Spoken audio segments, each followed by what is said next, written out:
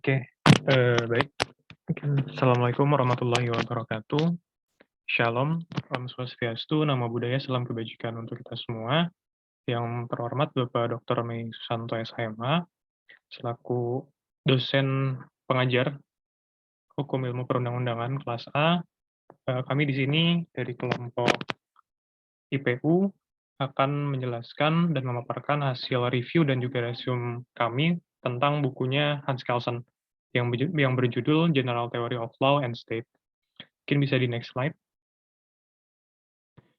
Berikut ada anggota kelompok kami. Kelompok kami terdiri dari 5 orang. Yang pertama ada Bang Dias, yang kedua ada Aza, yang ketiga ada saya sendiri, Muhammad Rifki Hariri, yang keempat ada Siti Sarah Saira, dan terakhir ada Teresia Gabriela.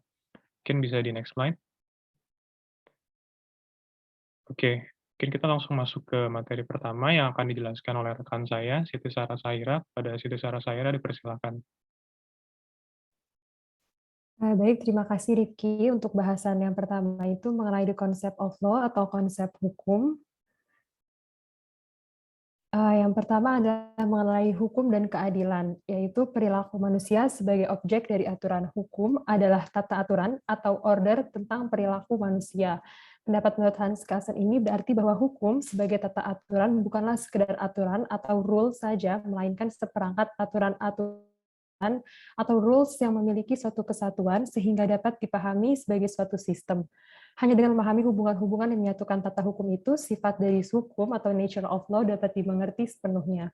Pernyataan bahwa hukum merupakan tata aturan tentang perilaku manusia tidak berarti bahwa tata hukum atau legal order hanya menyangkut mengenai perilaku manusia, tetapi juga keadaan tertentu seperti peristiwa alamiah.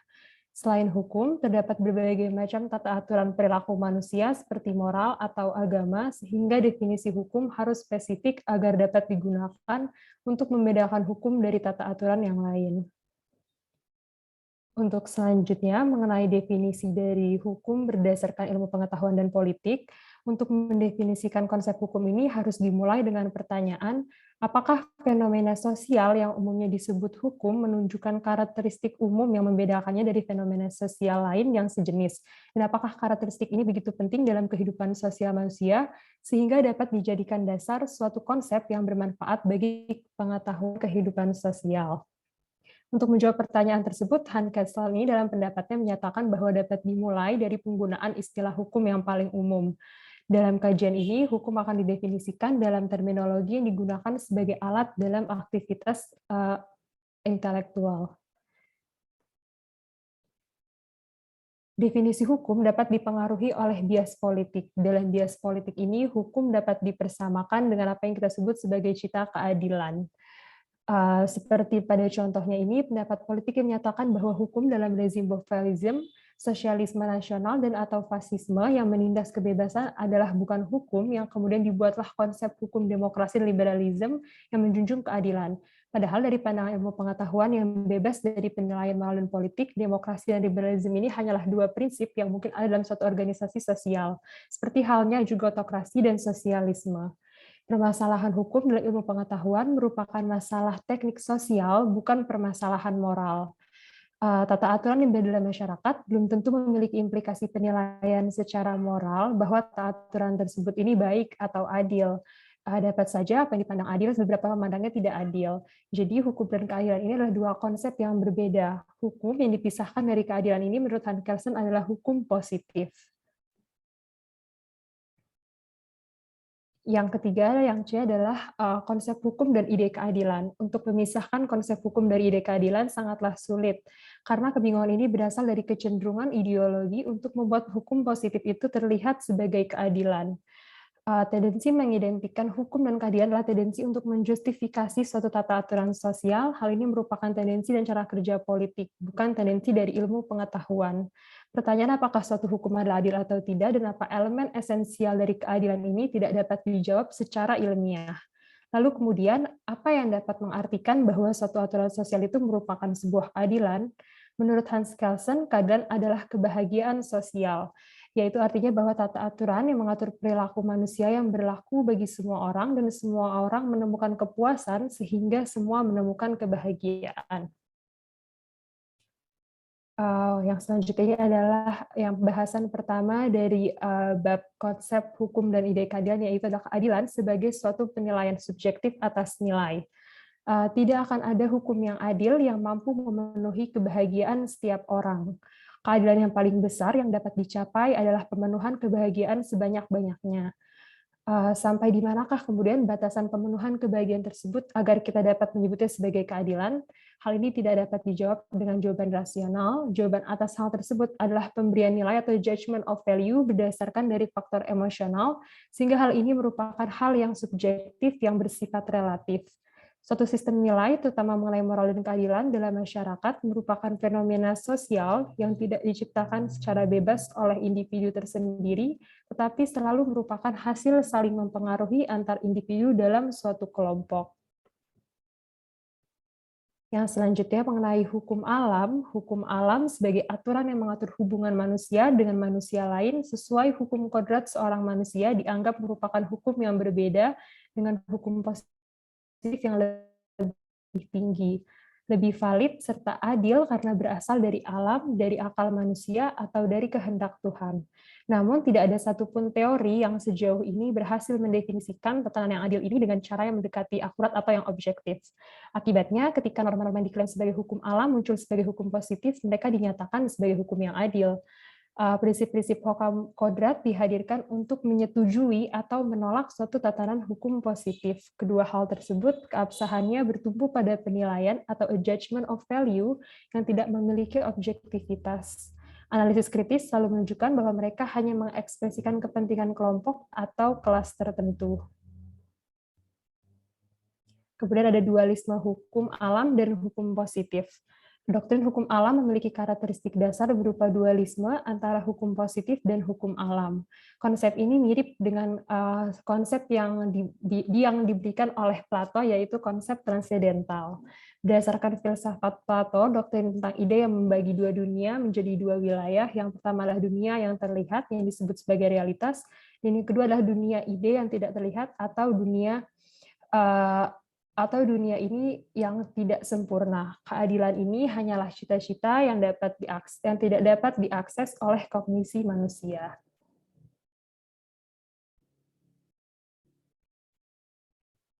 Yang keempat adalah mengenai keadilan dan kedamaian. Keadilan merupakan ide yang tidak rasional. Bagi ilmu pengetahuan, yang rasional yang ada dalam masyarakat hanyalah kepentingan dan konflik kepentingan. Dengan usaha membawa kompromi antara dua kepentingan yang bertentangan itu, dengan menghadirkan aturan yang menjaga kedamaian sosial itu, maka kita dapat mendapatkanlah keadilan.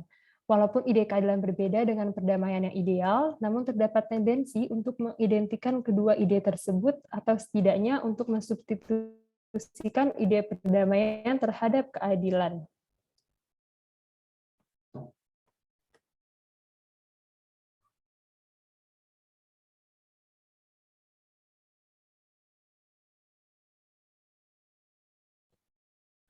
Lalu kemudian ada keadilan dan juga legalitas. Keadilan dapat dimaknai diterapkan pada semua kasus di mana menurut isinya memang aturan tersebut harus diaplikasikan. Adalah tidak adil jika suatu aturan diterapkan pada suatu kasus tetapi tidak pada kasus lain yang sama. Keadilan berarti menjaga hukum positif dalam penerapannya. Hanya dalam makna legalitas inilah keadilan dapat masuk ke dalam ilmu hukum. Lalu ada bahasan dari bab B, yaitu the criterion of law atau kriteria hukum. Jika melakukan investigasi terhadap hukum positif dan membandingkannya dengan semua tatanan sosial yang disebut hukum, baik sekarang maupun masa lalu, akan ditemukan karakteristik umum yang tidak terdapat pada tatanan sosial lain. Dan karakteristik ini membedakan hukum dari fenomena sosial lain seperti moral dan agama. Yang pertama itu adalah bahasan mengenai motivasi langsung dan tidak langsung.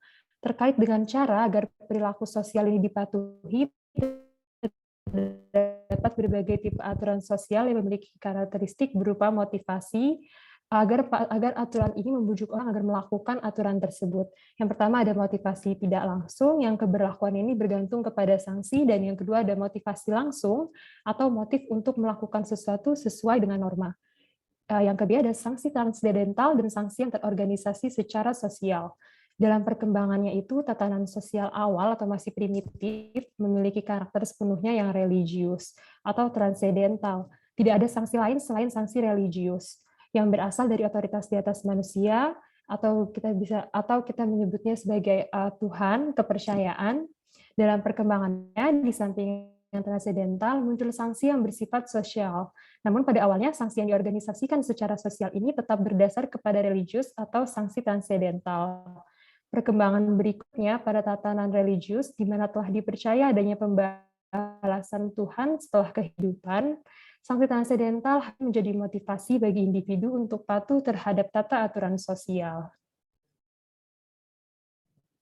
Untuk yang selanjutnya adalah mengenai hukuman dan imbalan. Terdapat dua bentuk sanksi, yakni berupa hukuman terkait dengan ketidakpatuhan dan juga berupa imbalan dalam hal kepatuhan. Yang keempat itu adalah hukum sebagai perintah yang memaksa atau a coercive order, aturan sosial yang berusaha mewujudkan individu untuk berperilaku sesuai yang diciptakan dengan memberlakukan langkah-langkah pemaksaan disebut sebagai coercive order. Hukum merupakan suatu bentuk perintah yang memaksa. Lalu yang kelima itu ada hukum, moralitas, dan agama.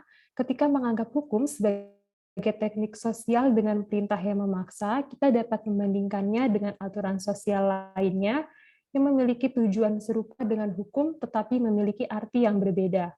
Hukum, moralitas, dan agama sebagai bentuk aturan sosial, semuanya ini melarang pembunuhan.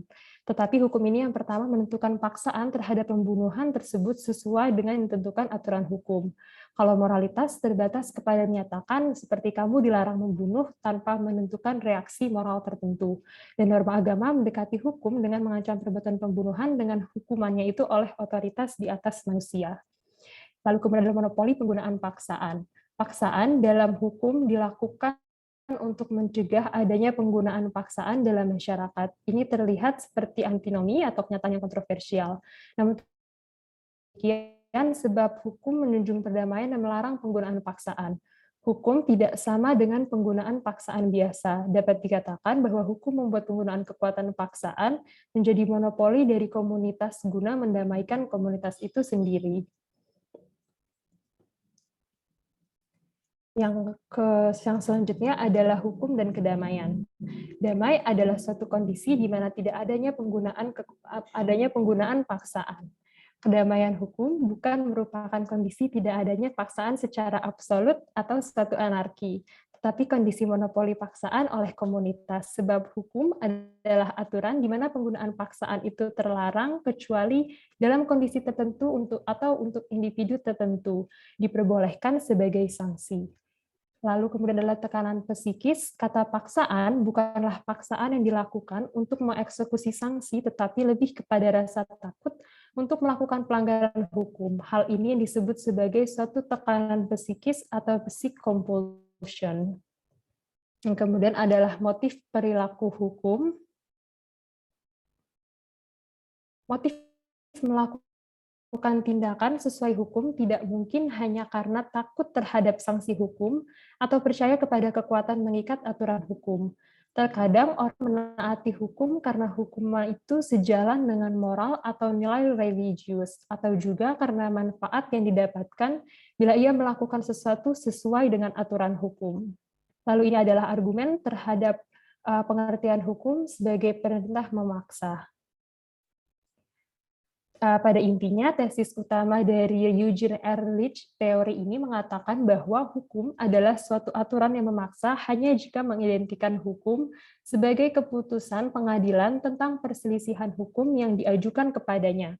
Terhadap pendapat ini dapat dikemukakan keberatan bahwa hukum tidak hanya mengenai putusan pengadilan atau persengketaan yang harus diputuskan melalui pengadilan, tetapi hukum merupakan aturan dari perilaku manusia.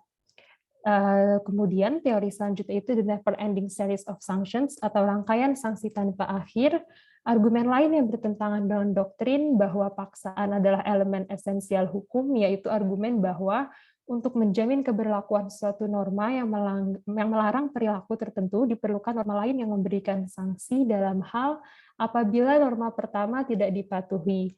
maka terjadi suatu rangkaian sanksi tanpa akhir atau regress ad infinitum atau yang tidak dapat dihindarkan. Salah satu bantahan terhadap doktrin bahwa paksaan adalah elemen esensial hukum adalah dengan menyatakan bahwa di antara norma-norma dalam tata hukum terdapat banyak aturan yang tidak memiliki sanksi. Norma-norma konstitusi seperti norma-norma konstitusi yang disebut sebagai norma hukum walaupun tidak memiliki sanksi. Untuk bab selanjutnya akan dibahas oleh teman saya.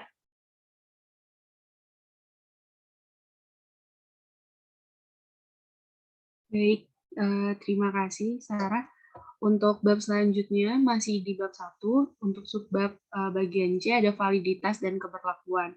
Tadi telah dibahas mengenai elemen paksaan. Elemen paksaan hanya sebagai bagian dari isi norma hukum, bukan suatu proses bagian dari isi norma hukum. Lalu sebenarnya apa bedanya keberlakuan dan validitas?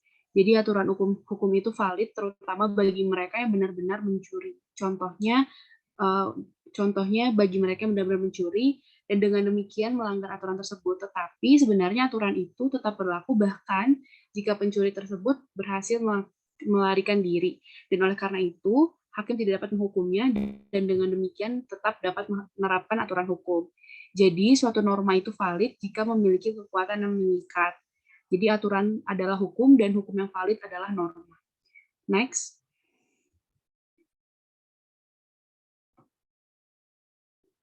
Baik, ini ada bagian pertama dari bab ini, yaitu ada the norm atau norma. Untuk bagian pertamanya dibagi lagi menjadi beberapa bagian. Untuk yang pertama ada hukum sebagai perintah dan ekspresi berkehendak.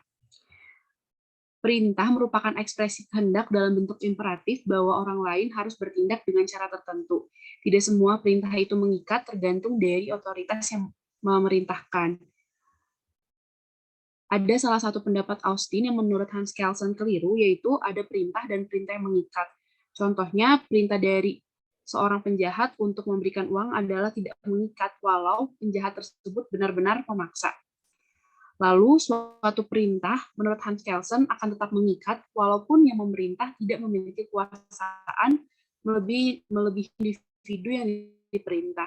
Peraturan perundang-undangan merupakan perintah yang mengikat, sehingga jelas kekuatan mengikat terletak pada perintah tersebut, karena dikeluarkan oleh pejabat yang berwenang. Boleh next?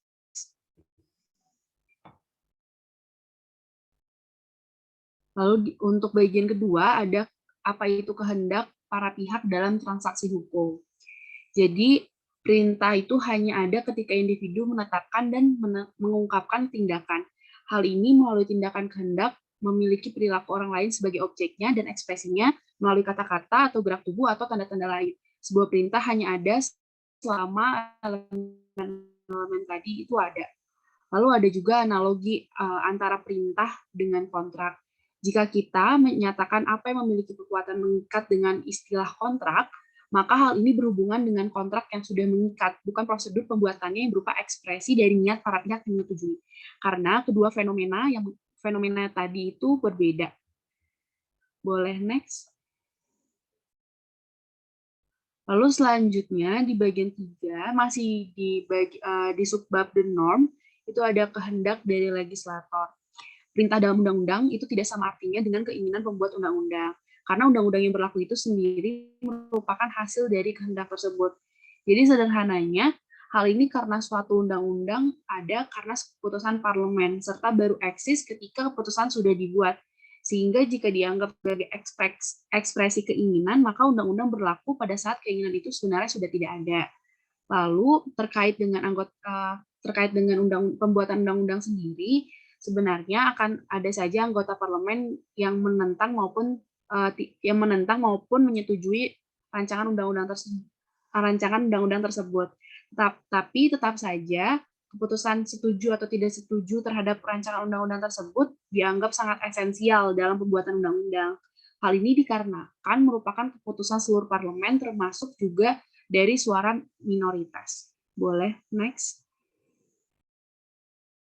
Maaf, tadi ada yang terlewat satu. Nah, untuk yang keempat ada hukum kebiasaan sebagai perintah. Jadi hukum kebiasaan merupakan aturan yang telah melekat atau menjadi kebiasaan di masyarakat dan oleh masyarakat itu sendiri dianggap valid. Boleh next. Selanjutnya ada keharusan. Keharusan ini hukum digambarkan sebagai perintah atau ekspresi kehendak legislator, serta tata hukum dikatakan sebagai perintah atau keinginan negara atau figurative of speech. Perilaku yang ditentukan oleh aturan hukum diminta tanpa ada manusia yang harus menginginkannya dalam arti psikologis.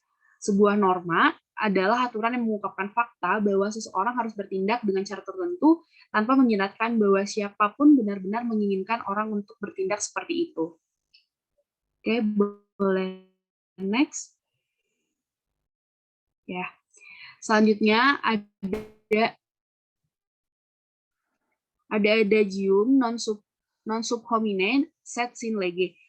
Artinya kekuatan mengikat dari perintah bukan berasal dari manusia memerintah, tetapi dari perintah anonim yang impersonal.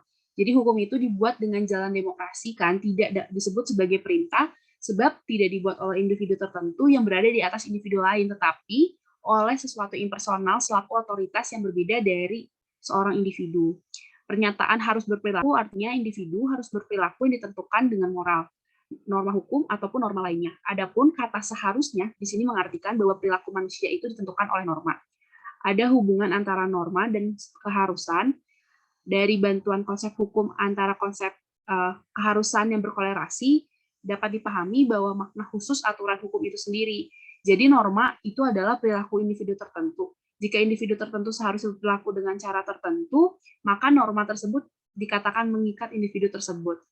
Nah, menurut Kelsen, tanpa menggunakan konsep seharusnya, hal ini merupakan konsep yang salah. Boleh next.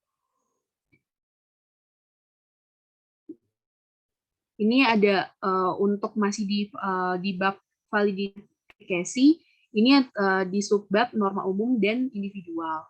Nah, dijelaskan bahwa hukum alam berbeda dengan aturan hukum. Hukum alam sendiri adalah aturan yang mendeskripsikan bagaimana peristiwa alam sesungguhnya terjadi dan mengapa terjadi. Dan sedangkan aturan hukum itu sendiri merupakan hanya berpatokan pada perilaku manusia, menentukan bagaimana seharusnya manusia bertindak dan tidak menyatakan tentang tindakan aktual dan mengapa melakukannya. Lebih baik tidak menggunakan, menurut Kelsen, lebih baik tidak menggunakan istilah rule atau aturan hukum, tetapi sebenarnya menggolongkan hukum ini sebagai norma. Jadi dikarenakan rule ini membawa konotasi ke sesuatu yang lebih umum atau general. Berdasarkan sifatnya, hukum adalah norma, sehingga tidak ada alasan mengapa hanya norma umum saja yang sebenarnya dianggap sebagai hukum. Jadi, dalam hal-hal lain terdapat norma individual yang menyajikan ciri-ciri esensial hukum, maka norma-norma itu juga harus diakui sebagai hukum. Boleh next. Selanjutnya ada norma bersyarat dan tidak bersyarat. Artinya norma yang bersyarat itu adalah keputusan pengadilan dapat menentukan bahwa dalam hal tergugat tidak melakukan tindakan yang diputuskan, maka akan diberikan sanksi. Sedangkan tidak bersyarat itu misalnya ketika pengadilan menetapkan seorang bersalah dan ia dijatuhi hukuman 2 tahun, maka terdakwa dirampas kebebasannya selama 2 tahun. Kedua jenis norma ini berlaku untuk norma umum maupun individual, biasanya berbentuk pernyataan hipotesis. Boleh next. Yang keempat, ada norma dan tindakan. Jadi bukan hanya pelaksanaan suatu norma hukum serta pemberlakuannya saja yang termasuk ke dalam tindakan hukum. Semua perbuatan yang tercipta karena norma hukum adalah tindakan hukum.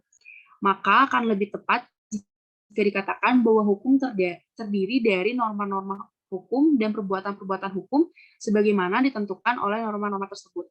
Boleh next. Yang kelima ada keberlakuan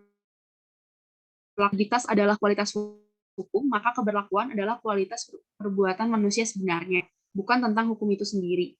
Dalam hal ini, hukum sebagai norma yang valid ditemukan pada ekspresinya dalam pernyataan bahwa orang harus bertindak dengan cara tertentu. Penilaian bahwa perbuatan aktual atau tindakan seseorang seharusnya menurut norma. Penilaian semacam ini dapat mengekspresikan ide tentang kesesuaian perbuatan dengan suatu norma. Norma dapat digunakan sebagai standar valuasi, sehingga fakta dapat ditafsirkan menurut suatu norma, dan norma menjadi skema penafsiran. Boleh next. Selanjutnya, perilaku berlawanan dengan norma. Tindakan individu yang bertentangan dengan norma bukan merupakan a logical contradiction, melainkan tindakan yang tidak memenuhi norma. Tindakan tersebut kemudian menjadi suatu kondisi spesifik menurut hukum adanya suatu konsekuensi. Selanjutnya, ada keberlakuan sebagai kondisi bagi validitas. Walaupun validitas dan keberlakuan adalah konsep yang berbeda, tetapi terdapat hubungan di antara keduanya, yaitu suatu norma dikatakan valid hanya dalam bagian dari suatu sistem norma yang secara keseluruhan berlaku. Keberlakuan adalah suatu kondisi bagi validitas. Next. Yang kedelapan ada lingkup validitas norma. Norma berlaku untuk waktu dan ruang tertentu. Hal ini dikarenakan norma mengatur perilaku manusia. Maka perilaku manusia itu berlaku pada waktu dan ruang tertentu. Pertama ada validitas temporal, yaitu norma berawal dari suatu waktu dan berakhir pada waktu lain. Yang kedua validitas spasial, norma berlaku pada wilayah tertentu dan tidak untuk wilayah lain.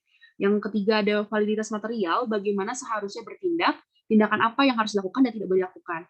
Yang terakhir ada validitas personal, siapa saja yang harus bertindak menurut norma, dan apa saja yang harus dilakukannya. Boleh next.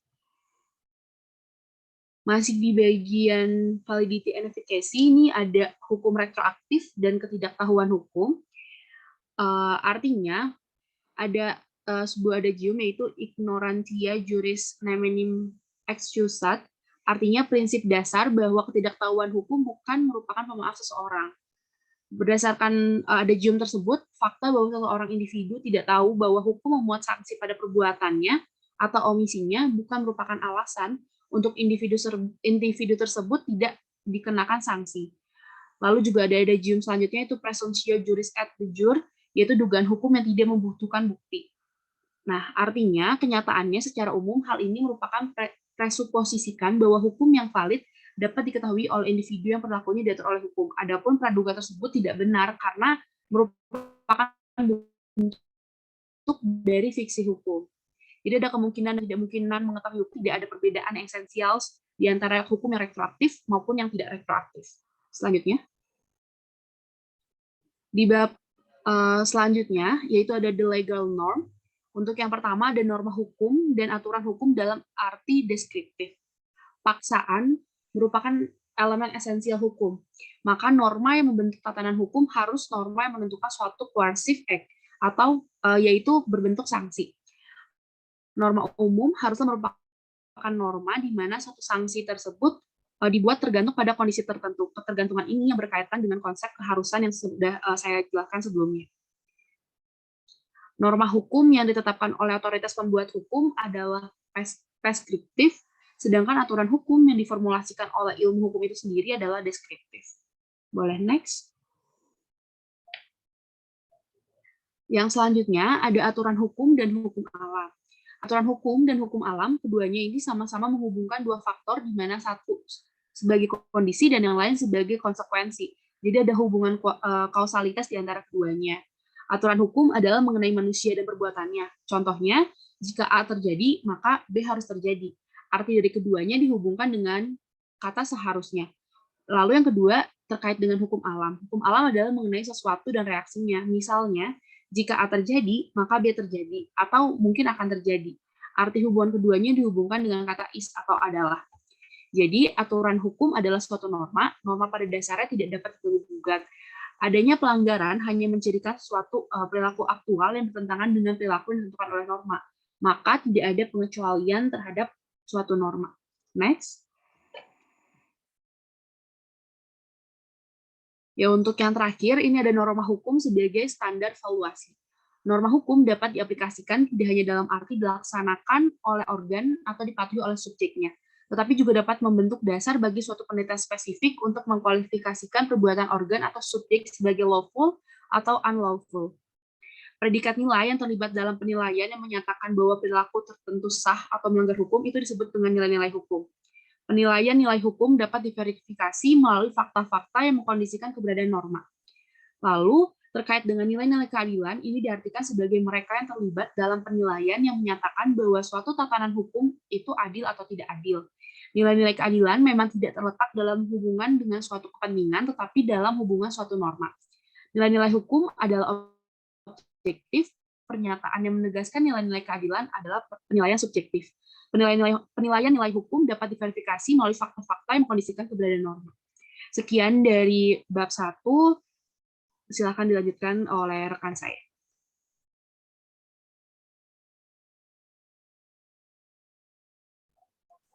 Assalamualaikum warahmatullahi wabarakatuh.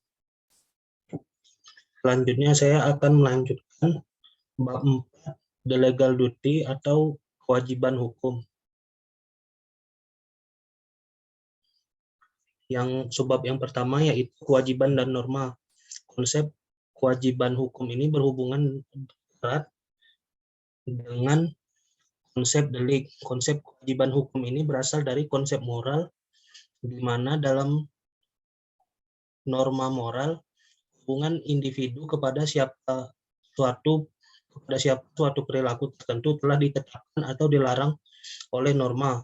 Konsep kewajiban hukum juga merupakan kontrapart dari norma hukum. Tapi di sini hubungannya jauh lebih kompleks karena norma hukum memiliki struktur yang lebih rumit dari norma moral. Tidak seperti norma moral yang hanya merujuk pada perilaku satu individu saja, norma hukum dapat merujuk pada perilaku dua orang atau lebih. Selanjutnya, kehadiran kewajiban hukum adalah untuk memvalidasi adanya norma hukum yang mana memberi sanksi apabila perilaku yang dilakukan individu bertentangan dengan kewajiban hukum.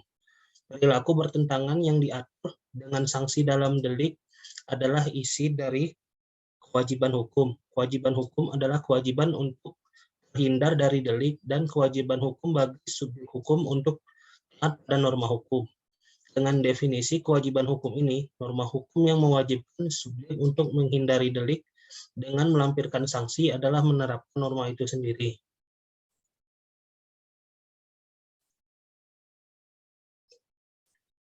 Hakim secara umum aparat penegak hukum dapat secara hukum melaksanakan kewajibannya menjatuhkan sanksi dalam artian di mana pelaku wajib menahan diri terhadap delik untuk menaati norma hukum hanya jika ada norma lanjutan yang menambahkan sanksi lanjutan atas tidak dilaksanakan sanksi pertama.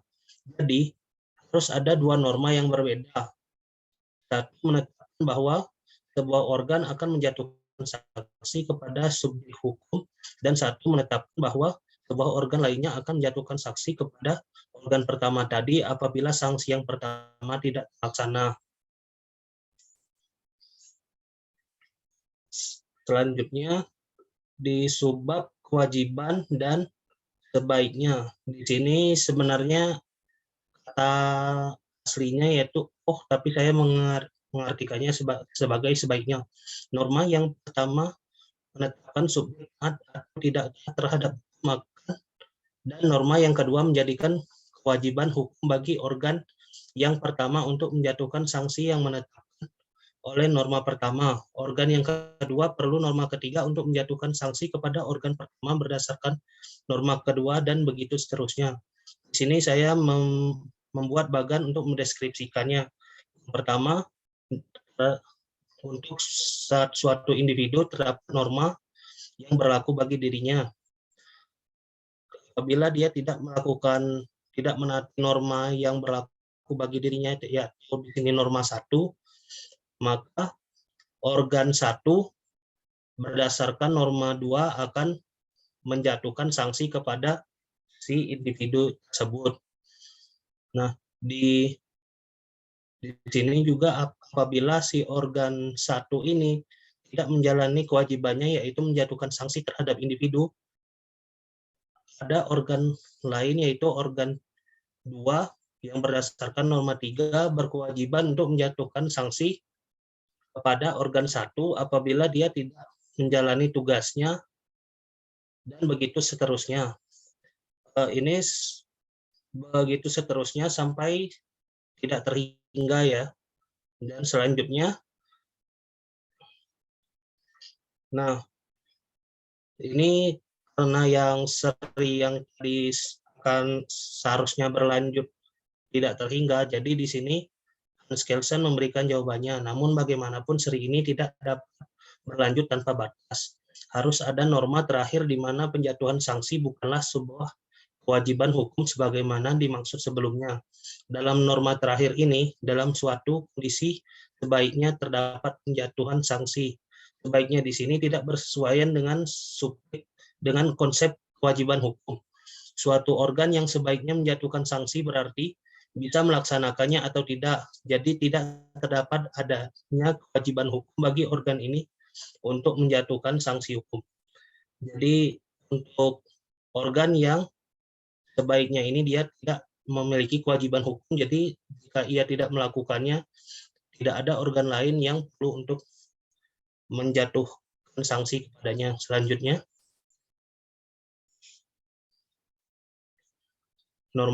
bab norma sekunder.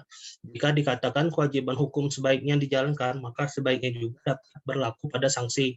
Oleh karena itu, norma hukum dibagi menjadi dua pernyataan sebaiknya. Yang pertama adalah efek bahwa suatu subjek tertentu sebaiknya memperhatikan perilaku tertentu, dan yang kedua adalah efek dari individu lainnya sebaiknya dijatuhi sanksi atas pelanggaran norma yang pertama. Sebagai contoh, seseorang seharusnya tidak mencuri. Jika seseorang mencuri, ia akan dipidana. Nah, ini kalau kita hubungkan dengan yang sebelumnya ya, kenapa ada dua norma. Yang pertama, seseorang seharusnya tidak mencuri. Ini norma yang berlaku bagi setiap individu. Kemudian jika seseorang mencuri, ia akan dipidana. Ini norma yang berlaku bagi organ yang akan menjatuhkan sanksi kepada individu apabila ia tidak melakukan tidak melakukan kewajibannya atau tidak ada norma yang pertama. Norma yang pertama baru menjadi valid apabila norma yang kedua memberi sanksi kepada pencurian. Norma yang pertama bergantung pada adanya norma kedua yang menetapkan sanksi, yang mana merupakan norma hukum yang asli. Apabila kita membedakan norma menjadi norma primer dan sekunder, maka norma yang pertama adalah norma sekunder dan yang kedua adalah norma primer. Yang primer ini yang jika seseorang mencuri, ia akan dipidana karena di sini terdapat sanksi, dan yang sebelumnya itu tidak terdapat sanksi, itu hanya memberikan kewajiban hukum. Jadi itu hanya norma sekunder. Selanjutnya,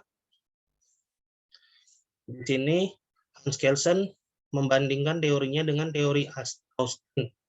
Kekurangan utama dari teori Austin adalah kurangnya wawasan yang jelas terhadap karakter sekunder dalam norma. Ia mengatakan hukum adalah perintah yang mewajibkan satu orang atau lebih. Karakteristik dari perintah hukum adalah ia menciptakan adanya kewajiban hukum. Perintah dan kewajiban adalah istilah yang saling berhubungan.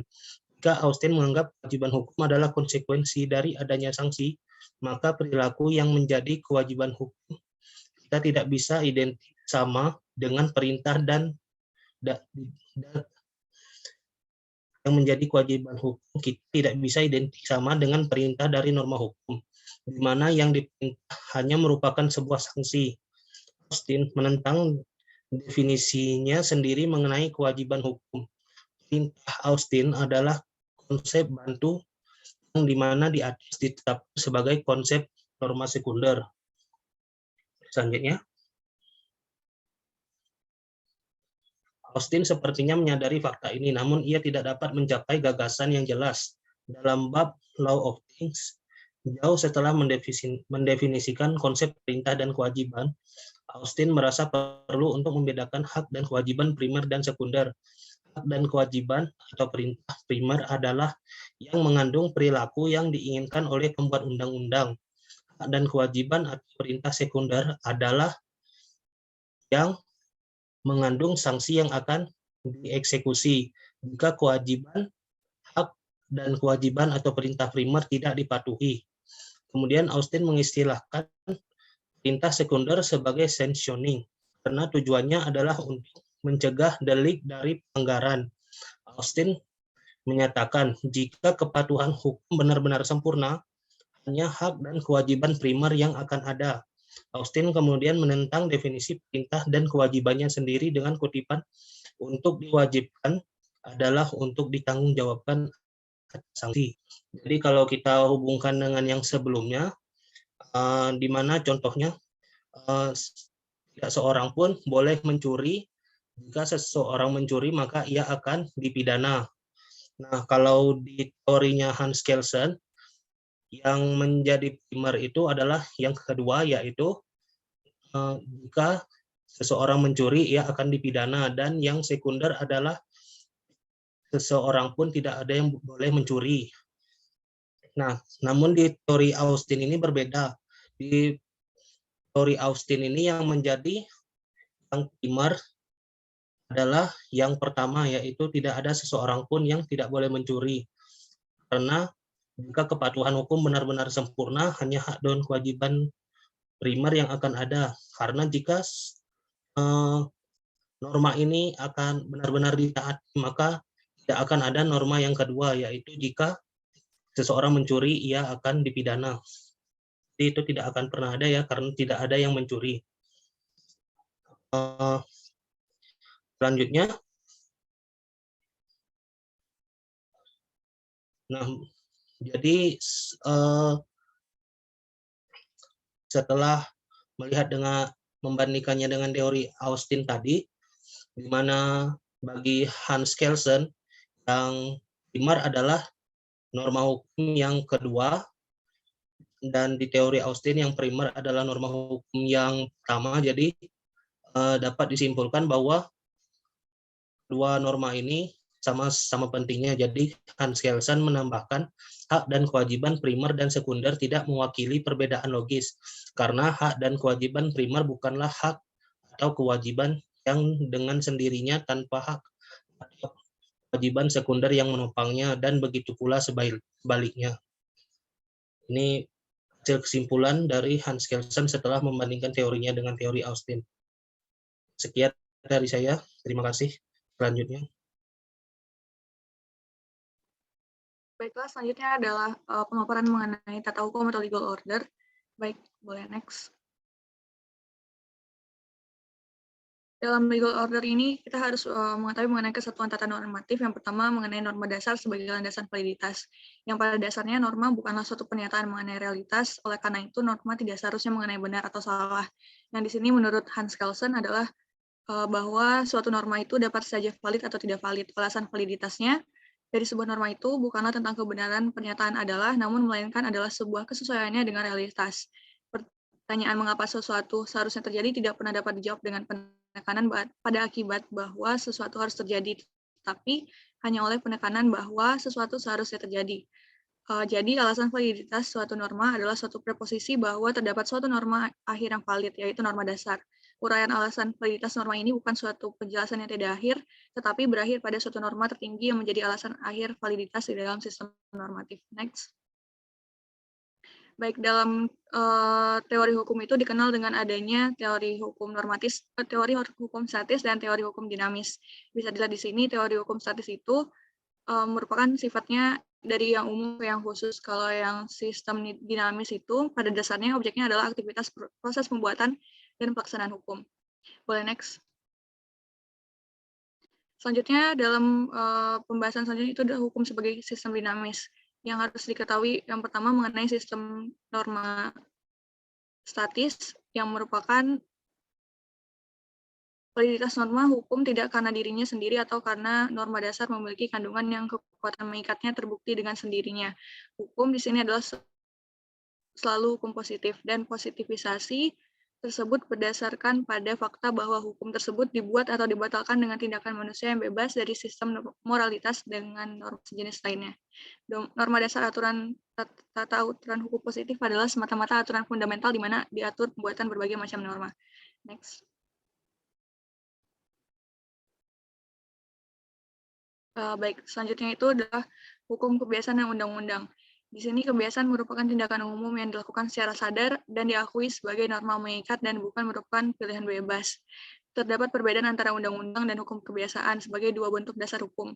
Hukum undang-undang merupakan suatu hukum yang dibuat dengan cara selain kebiasaan, yaitu oleh legislatif, yudisial, dan tindakan administratif atau oleh transaksi hukum, khususnya kontrak dan perjanjian internasional. Next. mengenai norma dasar dan suatu tata hukum itu perlu diketahui mengenai norma dasar dan konstitusi. Derivasi norma-norma tata aturan hukum dari norma dasar ditemukan dengan menunjukkan bahwa norma partikular telah dibuat dengan sesuai dengan norma dasar. Next. Selanjutnya perlu diketahui juga mengenai fungsi spesifik dari norma dasar tersebut. Norma dasar tidak dibuat dalam prosedur hukum oleh organ pembuat hukum. Norma ini valid karena dipresuposisikan valid, karena tanpa presuposisi ini maka tidak akan ada tindakan manusia yang dapat ditafsirkan sebagai suatu hukum, khususnya norma pembuat hukum. Selanjutnya mengenai prinsip legitimasi, merupakan suatu norma tetap valid sepanjang belum dinyatakan invalid dengan cara yang ditentukan oleh tata hukum itu sendiri. Hal inilah yang kemudian disebut dengan prinsip legitimasi. Selanjutnya, mengenai perubahan norma dasar, apabila terjadi suatu pengambil alihan kekuasaan dengan kekuatan untuk mengganti pemerintah negara monarki dengan bentuk pemerintah republik, jika kudeta berhasil, maka tata aturan lama secara otomatis terhenti dan tata aturan baru mulai berlaku sebagai aturan yang valid. Namun jika gagal, maka dianggap sebagai tindakan ilegal dan suatu kejahatan pengkhianatan. Mengenai prinsip efektivitas, setiap suatu norma kehilangan validitasnya ketika keseluruhan tata hukum norma tersebut kehilangan keberlakuannya. Norma-norma ini valid bukan karena tata hukum secara keseluruhan berlaku, melainkan karena dibuat dengan cara yang konstitusional. Jadi prinsip legitimasi dibatasi oleh prinsip efektivitas. Selanjutnya, mengenai de suetudo, itu adalah efek hukum negatif dari kebiasaan. Suatu norma mungkin ditiadakan oleh kebiasaan, yaitu di saat kebiasaan yang bertentangan dengan norma. De suetudo ini meniadakan suatu norma dengan norma lain identik dengan karakter fungsi undang-undang mencabut undang-undang yang valid. Suatu norma hukum valid apabila norma tersebut telah dibuat dengan cara yang ditentukan oleh tata hukumnya, dan apabila norma tersebut belum dibatalkan baik dengan cara yang ditentukan oleh tata hukum de suetudo atau dengan fakta bahwa tata hukum kehilangan keberlakuannya. Next.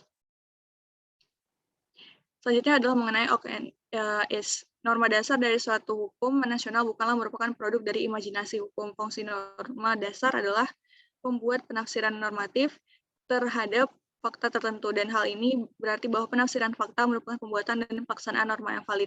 Norma dasar dari setiap tata hukum positif memberikan otoritas hukum hanya berdasarkan fakta di mana suatu aturan dibuat dan dilaksanakan secara efektif. Suatu aturan normatif kehilangan validitasnya ketika realitas tidak lagi sesuai dengannya. Hubungan yang ada antara validitas dan keberlakuan suatu tata hukum ini juga disebut antara keharusan dan seharusnya, yang dapat ditentukan dengan garis batas atas dan bawah. Next. Mengenai hukum dan kekuasaan atau law and power, kekuasaan hukum, the power of law, disebut juga keberlakuan hukum yang merupakan wilayah mewujudkan kenyataan. Terkait validitas dan keberlakuan atas hal ini, maka dapat ditafsirkan menjadi masalah yang lebih umum, yaitu terkait right and might.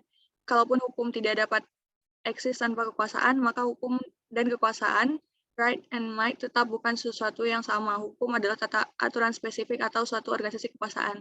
Selanjutnya, mengenai prinsip efektivitas sebagai norma hukum positif dalam hukum internasional dan nasional. Berdasarkan prinsip hukum internasional, suatu otoritas yang benar-benar established adalah pemerintah yang legitimate atau coercive order yang ditetapkan oleh pemerintah sebagai aturan hukum, di mana masyarakat yang membuat tata aturan ini adalah negara dalam hal hukum internasional sepanjang tata aturan ini berlaku secara keseluruhan. Selanjutnya, validitas dan keberlakuan. Dalam suatu norma itu valid, maka semua norma yang telah dibuat dengan cara konstitusional adalah juga valid. Prinsip efektivitas yang ada pada hukum internasional menunjuk pada secara langsung hanya kepada konstitusi pertama suatu tata hukum nasional. Next. Bisa dilanjutkan oleh rekan saya. Oke, selanjutnya kita masuk ke bab hierarki norma. Mungkin bisa di next slide. Oke, pertama kita harus mengetahui terlebih dahulu tentang norma superior dan norma inferior, di mana norma yang menentukan pembentukan norma lain bisa kita sebut sebagai norma superior, sedangkan norma yang dibuat adalah norma inferior. Mungkin bisa di next slide. Oke, selanjutnya kita membahas mengenai konstitusi, dalam arti formal maupun material. Secara formal, konstitusi diartikan sebagai dokumen sakral, yakni seperangkat norma yang dapat diubah hanya dengan pengawasan perintah khusus, yang tujuannya adalah untuk membuat perubahan norma-norma ini menjadi lebih sulit. Secara material, konstitusi diartikan sebagai aturan-aturan yang mengatur pembentukan norma hukum umum, khususnya pembentukan dari undang-undang. Konstitusi menentukan tidak hanya mengenai organ atau prosedur legislasi saja, melainkan juga isi dari undang-undang yang akan datang. Konstitusi dapat secara negatif menentukan bahwa undang-undang tidak boleh memiliki konten tertentu. Misalnya, parlemen tidak boleh mengesahkan undang-undang apapun yang membatasi tentang kebebasan beragama. Next slide. Selanjutnya ada fungsi dari norma-norma umum. Secara garis besar ada dua fungsi dari norma umum. Yang pertama adalah untuk menentukan organ yang menerapkan hukum dan prosedur yang harus dipatuhi oleh mereka, dan yang kedua adalah untuk menentukan tindakan yudisial dan juga administratif dari organ-organ ini. Next slide. Selanjutnya kita akan membahas mengenai norma umum secara material maupun formil. Norma umum yang bersifat formal itu menentukan organ dan prosedur yang harus diikuti. Sedangkan norma material atau hukum material itu menentukan isi dari tindakan yudisial atau administratif. Ada pihak yang berpendapat dalam penerapannya hanya norma material lah yang dipakai. Padahal kenyataannya norma material itu tidak akan bisa diterapkan dalam kasus konkret apabila norma formal tidak mengatur penerapan dari hukum material tersebut. Karena kedua hukum ini, yakni formil dan material, itu tidak dapat dipisahkan. Next slide. Oke, selanjutnya ada peraturan atau ordinance, di mana dalam beberapa konstitusi negara, organ administratif itu tertentu seperti kepala negara atau menteri kabinet, itu diberikan otorisasi dalam suatu kondisi yang luar biasa untuk mengeluarkan norma-norma umum untuk mengatur hal-hal yang biasanya diatur oleh organ legislatif melalui undang-undang.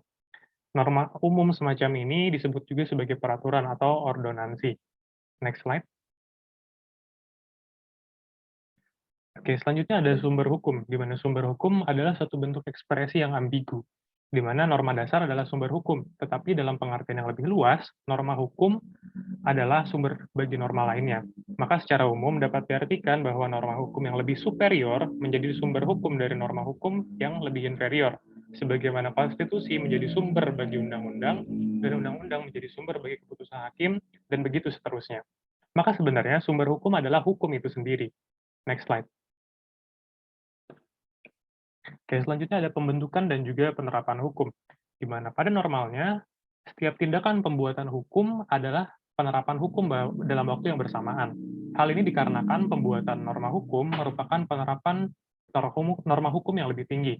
Contoh konkretnya adalah putusan hakim merupakan penerapan dari norma umum, yakni undang-undang. Namun dalam waktu yang bersamaan juga membuat norma individual yang mengikat salah satu atau kedua belah pihak yang berkonflik. Pun begitu dengan lembaga legislasi yang membentuk undang-undang. Hal tersebut merupakan salah satu bentuk dari penerapan konstitusi.